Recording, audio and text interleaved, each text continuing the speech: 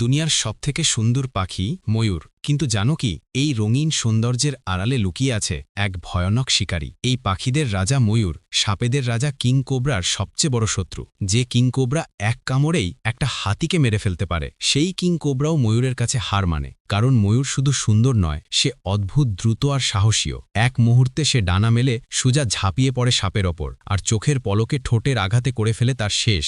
হ্যাঁ, ময়ূর সাপ খেতে পছন্দ করে, তাই যত বড়ই সাপ হোক না কেন, ময়ূর কাউকেই ছাড়ে না। শেষ পর্যন্ত বোঝাই যাচ্ছে, সৌন্দর্যের আড়ালে লুকিয়ে আছে এক অদম্য যোদ্ধা। তাই